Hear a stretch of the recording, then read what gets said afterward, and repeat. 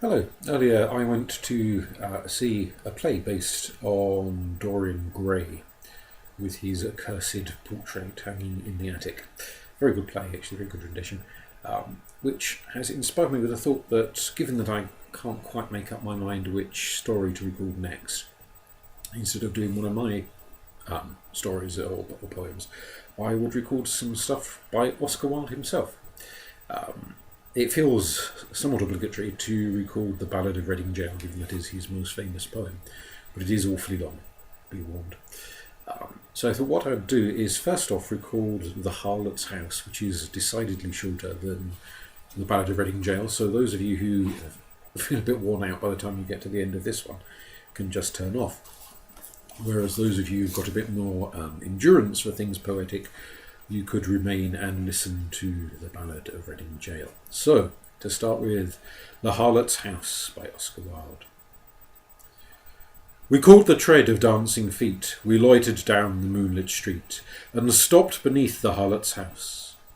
Inside, above the din and fray, we heard the loud musicians play the Trois Lebes Hayats of Strauss. Like strange mechanical grotesques, making fantastic arabesques, the shadows raced across the blind. We watched the ghostly dancers spin, to sound of horn and violin, like black leaves wheeling in the wind. Like wire-pulled automatons, slim silhouetted skeletons went sidling through the slow quadrille. They took each other by the hand and they danced a stately saraband. Their laughter echoed thin and shrill.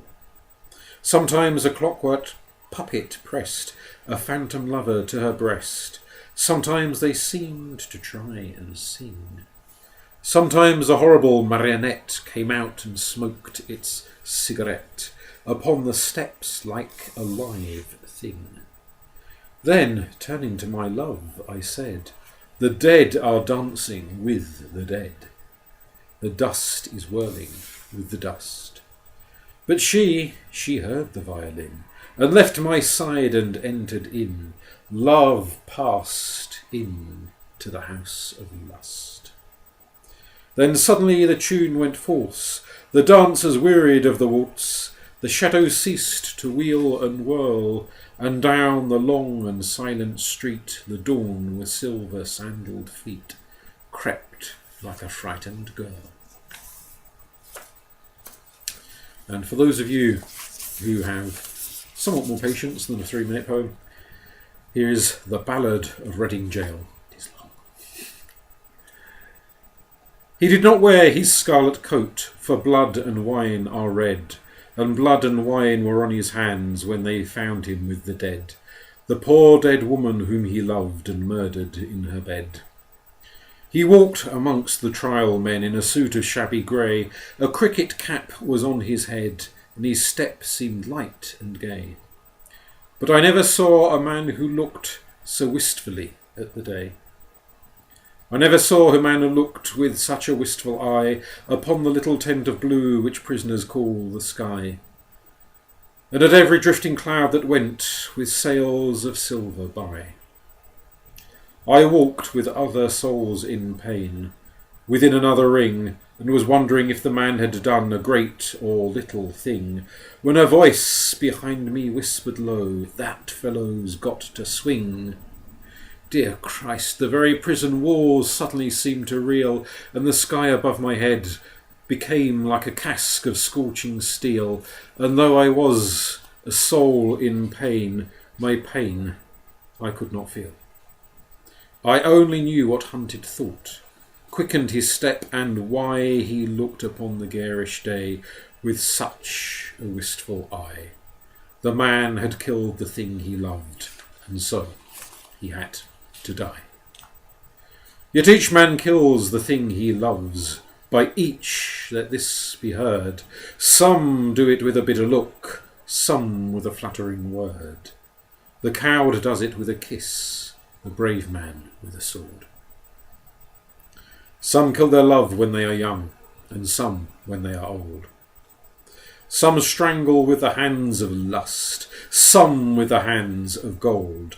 The kindest use a knife because the dead so soon grow cold. Some love too little, some love too long. Some sell and others buy. Some do the deed with many tears, and some without a sigh. For each man kills the thing he loves, yet each man does not die. He does not die a death of shame on a day of dark disgrace, nor have a noose about his neck, nor a cloth upon his face, nor drop feet foremost to the floor into an empty space. He does not sit with silent men who watch him night and day, who watch him when he tries to weep and when he tries to pray, who watch him lest himself should rob the prison of its prey. He does not wake at dawn to see dread figures throng his room, the shivering chaplain robed in white, the sheriff stern with gloom, and the governor all in shiny black with the yellow face of doom. He does not rise in piteous haste to put on convict clothes, while some coarse-mouthed doctor gloats and notes each new and nerve-twitched pose, fingering a watch whose little ticks are like horrible hammer blows. He does not know that sickening thirst that sands one's throat before the hangman with his gardener's gloves slips through the padded door and binds one with 3 leathern thongs that the throat might thirst no more. He does not bend his head to hear the burial office read, nor, while the terror of his soul tells him he is not dead, cross his own coffin as he moves into the hideous shed. He does not stare upon the air through a little roof of glass. He does not pray with lips of clay for his agony to pass, nor feel upon his shuddering cheek the kiss of Caiaphas. 6 weeks our guardsman walked the yard, in the suit of shabby grey. His cricket cap was on his head, and his step seemed light and gay. But I never saw a man who looked so wistfully at the day. I never saw a man who looked with such a wistful eye upon that little tent of blue which prisoners call the sky, and at every wandering cloud that trailed its ravelled fleeces by. He did not wring his hands as do those witless men who dare to try to rear the changeling hope in the cave of black despair. He only looked upon the sun and drank the morning air. He did not wring his hands nor weep, nor did he pick or pine, but he drank the air as though it held some healthful anodyne. With his open mouth he drank the sun as though it had been wine. And I, and all the souls in pain, who tramped the other ring, forgot if we ourselves had done a great or little thing, and watched with gaze of dull amaze the man who had to swing. And strange it was to see him pass, with a step so light and gay, and strange it was to see him look so wistfully at the day, and strange it was to think that he had such a debt to pay. For oak and elm have pleasant leaves that in the springtime shoot, but grim to see is the gallows tree, with its adder-bitten root. And green or dry, a man must die before it bears its fruit. The loftiest place is that seat of grace, for which all worldlings try. But who would stand in hempen band upon a scaffold high, and through a murderer's collar take his last look at the sky? It is sweet to dance to violins when love and life are fair. To dance to flutes, to dance to lutes, it's delicate and rare. But is it not sweet, with nimble feet, to dance upon the air? So with curious eyes and sick surmise we watched him day by day, and wondered if each one of us would end the self-same way. For none can tell to what red hell his sightless soul may stray. At last the dead man walked no more amongst the trial men, and I knew that he was standing up in the black dock's dreadful pen, and that never would I see his face in God's sweet world again. Like two doomed ships that pass in storm, we had crossed each other's way, but we made no sign, we said no words, we had no words to say. For we did not meet in the holy night, but in the shameful day. A prison wall was round us both. Two outcast men we were. The world had thrust us from its heart, and God from out his care, and the iron gin that waits for sin had caught us in its snare.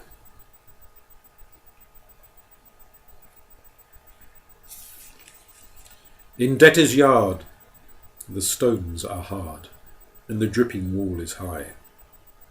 So it was there he took the air, beneath the leaden sky. And by each side a warder walked, for fear the man might die. Or else he sat with those who watched his anguish night and day, who watched him when he rose to weep, and when he crouched to pray, who watched him lest himself should rob their scaffold of its prey. The governor was strong upon the regulations act.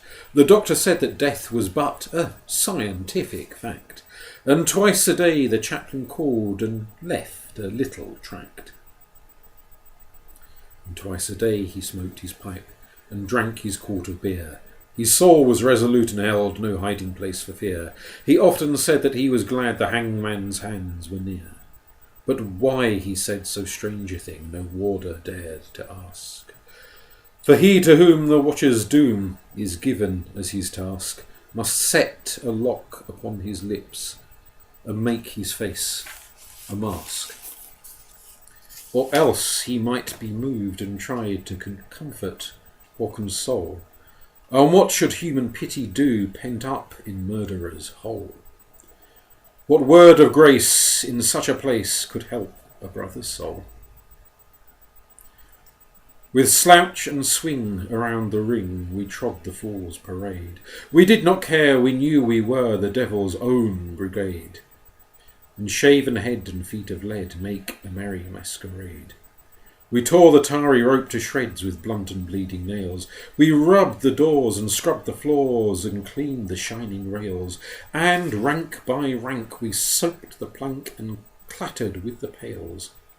We sewed the sacks, we broke the stones, we turned the dusty drill, we banged the tins and bawled the hymns and sweated on the mill. But in the heart of every man, terror was lying still. So still it lay that every day crawled like a weed-clogged wave, and we forgot the bitter lot that waits for fallen knave, till once, as we tramped in from work, we passed an open grave. With yawning mouth the yellow hole gaped for a living thing. The very mud cried out for blood to the thirsty asphalt ring. And we knew that ere one dawn grew fair, some prisoner had to swing. Right in we went with soul intent on death and dread and doom. The hangman with his little bag went shuffling through the gloom, and each man trembled as he crept into his numbered tomb. That night the empty corridors were full of forms of fear, and up and down the iron town stole feet we could not hear, and through the bars that hide the stars white faces seemed to peer. He lay as one who lies and dreams in a pleasant meadow land. The watchers watched him as he slept and could not understand how one could sleep so sweet a sleep with a hangman close at hand. But there is no sleep when men must weep who never yet have wept. So we, the fool, the fraud, the knave, that endless vigil kept, and through each brain on hands of pain another's terror crept. Alas, it is a fearful thing to feel another's guilt. For right within the sword of sin pierced to its poison hilt, and as molten lead were the tears we shed for the blood we had not spilt. The warders, with their shoes of felt, crept by each padlocked door, and peeped and saw with eyes of awe grey figures on the floor, and wondered why men knelt to pray who never prayed before. All through the night we knelt and prayed, mad mourners of a course. The troubled plumes of midnight were the plumes upon a hearse, and bitter wine upon a sponge was the savour of remorse. The grey cock crew, the red cock crew, but never came the day, and crooked shapes of terror crouched in the corners where we lay, and each evil sprite that walks by night before us seemed to play. They glided past, they glided fast, like travellers through a mist. They mocked the moon in a rigadoon of delicate turn and twist. And with formal pace and loathsome grace, the phantoms kept their tryst. With mop and mow we saw them go, slim shadows hand in hand. About, in a ghostly rout they trod a saraband. And the damned grotesques made arabesques, like the wind upon the sand. With pirouettes of marionettes they tripped on pointed tread. But with flutes of fear they filled the ear, and their grisly mask they led. And loud they sang, and long they sang, for they sang to wake the dead. "Oh-ho!" they cried, "the world is wide, but fettered limbs go lame. And once or twice to throw the dice is a gentlemanly game, but he does not win who plays with sin in the secret house of shame." No things of air these antics were, that frolicked with such glee, to men whose lives were held in gyves, and whose feet might not go free.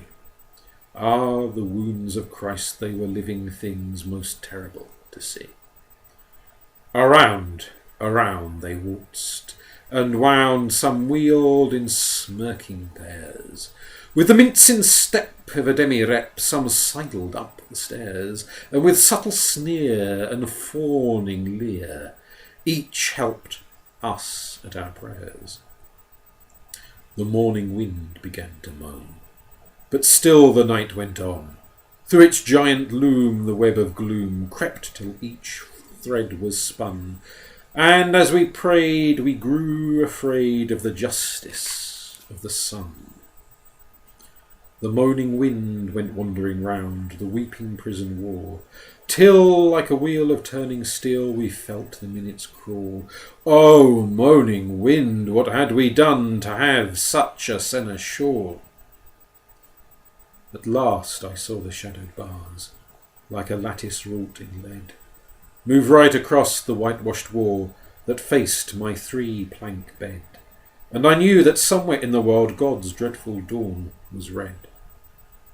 At 6 o'clock we cleaned ourselves, at 7 all was still, but the sough and swing of a mighty wing the prison seemed to fill. For the Lord of Death, with icy breath, had entered in to kill.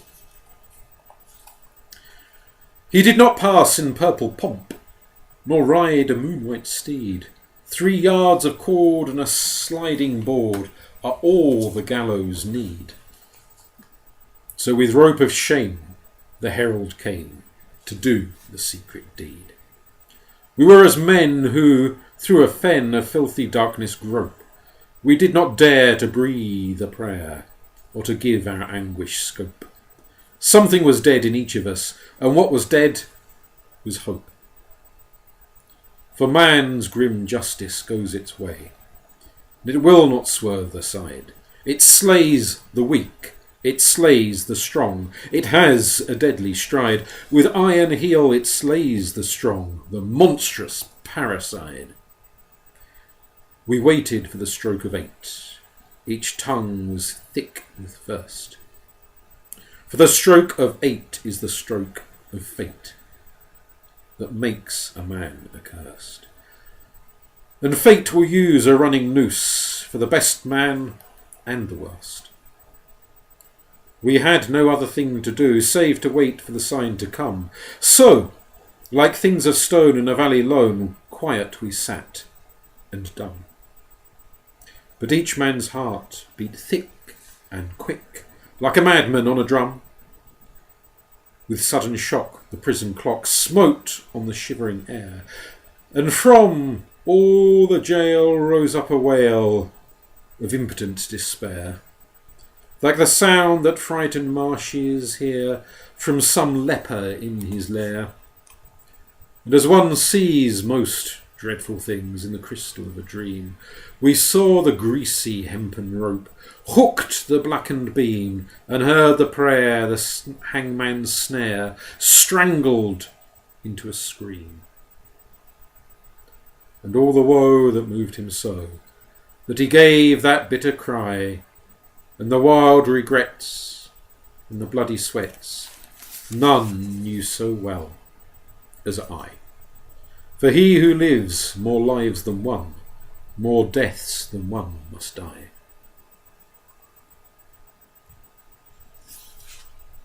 There is no chapel on the day on which they hang a man. The chaplain's heart is far too sick, or his face is far too wan, or there is that written in his eyes which none should look upon. So they kept us close till nigh on noon, and then they rang the bell, and the warders with their jingling keys opened each listening cell, and down the iron stairs we tramped, each from his separate hell. Out into God's sweet air we went, but not in wonted way, for this man's face was white with fear, and that man's face was grey, and I never saw sad men who looked so wistfully at the day.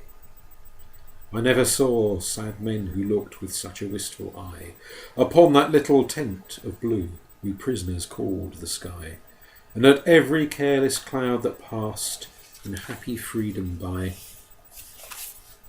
But there were those amongst us all who walked with downcast head, and knew that, had each got his due, they should have died instead. He had but killed a thing that lived, whilst they had killed the dead. For he who sins a second time wakes a dead soul to pain, and draws it from its spotted shroud, and makes it bleed again, and makes it bleed great gouts of blood, and makes it bleed in vain.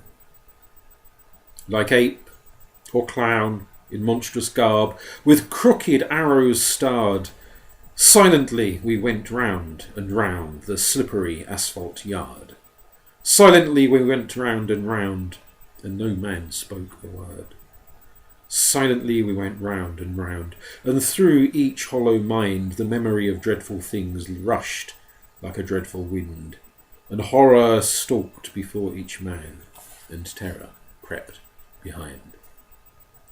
The warders strutted up and down and kept their herds of brutes. Their uniforms were spick and span, and they wore their Sunday suits, but we knew the work that they had been at by the quick line on their boots. For where a grave had opened wide, there was no grave at all, only a stretch of mud and sand by the hideous prison wall, and a little heap of burning lime that the man should have his paw. For he has a paw, this wretched man, such as few men can claim, deep down below a prison yard, naked for greater shame. He lies with fetters on each foot, wrapped in a sheet of flame. And all the while the burning lime eats flesh and bone away. It eats the brittle bone by night, and the soft flesh by day. It eats the flesh and bone by turns, but it eats the heart away. For 3 long years they will not sow or root or seedling there. For 3 long years the unblessed spot will sterile be and bare, and look upon the wondering sky with unreproachful stare. They think a murderer's heart would taint each simple seed they sow. It is not true. God's kindly earth is kindlier than men know. And the red rose would but blow more red, and the white rose whiter blow. Out of his mouth a red, red rose, out of his heart a white. For who can say by what strange way Christ brings his will to light? Since the barren staff the pilgrim bore bloomed in great Pope's sight. But neither milk-white rose nor red may bloom in prison air. The shard, the pebble, and the flint are what they give us here. For flowers have been known to heal the common man's despair. So never will wine-red rose or white, petal by petal fall on that stretch of mud and sand that lies by the hideous prison wall, to tell the men who tramp the yard that God's Son died for all. Yet, though the hideous prison wall still hems him round and round, and a spirit may not walk by night that is with fetters bound, and a spirit may but weep that lies in such unholy ground, he is at peace. This wretched man, at peace, or will soon be. There is no thing that makes him mad, nor does terror walk at noon, for the lampless earth in which he lies has neither sun nor moon. They hanged him as a beast is hanged. They did not even toll a requiem that might have brought his rest to his startled soul, but hurriedly they took him out and hid him in a hole. They stripped him of his canvas clothes and gave him to the flies. They mocked the swollen purple throat and the stark and staring eyes, and with laughter loud they heaped the shroud in which their convict lies. The chaplain would not kneel to pray by his dishonoured grave, nor mark it with that blessed cross that Christ for sinners gave, because the man was one of those whom Christ came down to save. Yet all is well. He has but passed to life's appointed bourne, and alien tears will fill for him pity's long broken urn. For his mourners will be outcast men, and outcasts always mourn. I know not whether laws be right, or whether laws be wrong. All that we know who lie in jail is that the wall is strong, that each day is like a year whose days are long. But this I know, that every law that men have made for man, since first man took his brother's life, and the sad world began, but straws the wheat and saves the chaff with a most evil fan. This too I know, and wise it were if each could know the same, that every prison that men build is built with bricks of shame, and bound with bars lest Christ should see how men their brothers maim. With bars they blur the gracious moon, and blind the goodly sun, and they do well to hide their hell, for in it things are done that Son of God nor Son of Man should ever look upon. The vilest deeds like poison weeds bloom well in prison air. It is only what is good in man that wastes and withers there. Pale anguish keeps the heavy gate, and the warder is despair. For they starve the little frightened child till it weeps both night and day, and they scourge the weak and flog the fall and gibe the old and grey, and some grow mad and all grow bad, and none a word may say.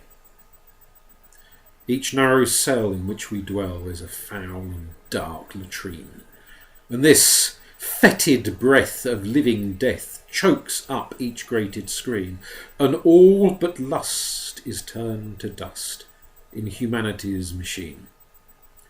The brackish water that we drink creeps with a loathsome slime, and the bitter bread they weigh in scales is full of chalk and lime, and sleep will not lie down but walks wild-eyed and cries to time.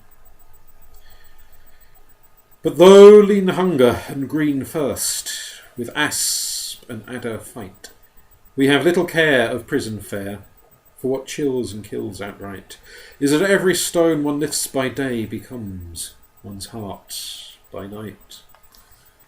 With midnight always in one's cell and twilight in one's heart, we turn the crank or tear the rope, each in his separate hell, and the silence is more awful far than the sound of a brazen bell.